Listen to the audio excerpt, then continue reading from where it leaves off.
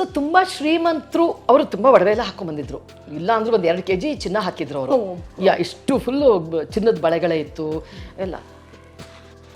ಅವಾಗ ನನಗನ್ಸಿದ್ದು ಅಲ್ಲಿ ಅವರ ಒಂದೇ ಕ್ರೈಟೀರಿಯಾ ಏನಪ್ಪ ಅಂತ ಅಂದರೆ, ಅವರು ರಿಚ್, ಶ್ರೀಮಂತರು, ಮೈ ತುಂಬ ಒಡವೆ ಹಾಕ್ಕೊಂಡಿದ್ದಾರೆ. ಸೊ ಅವ್ರನ್ನ ಮುಂದೆ ಕೂರಿಸಿ ನಮ್ಮನ್ನು ಎಬ್ಬಿಸಿ ಹಿಂದೆ ಕಳಿಸಿದ್ರು ಅಂತ. ನನಗೆ ನನ್ನನ್ನು ಹಿಂದೆ ಕಳಿಸಿದ್ದು ಬೇಜಾರಾಗಿರಲಿಲ್ಲ, ನಮ್ಮ ತಾಯಿನೂ ಕೂಡ ಎಬ್ಬಿಸಿ ಹಿಂದೆ ಕಳಿಸಿದ್ದು ನನಗೆ ಅವತ್ತು ತುಂಬ ನೋವಾಗೋಯ್ತು, ತುಂಬ ಅಳು ಬಂದ್ಬಿಡ್ತು.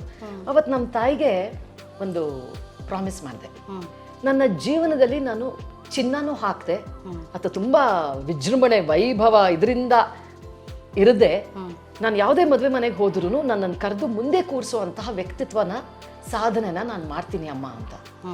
ಅಷ್ಟು ಚಿಕ್ಕ ವಯಸ್ಸಲ್ಲ ನಾನು ನಮ್ಮಮ್ಮನಿಗೆ ಅದನ್ನು ಹೇಳಿದ್ದೆ.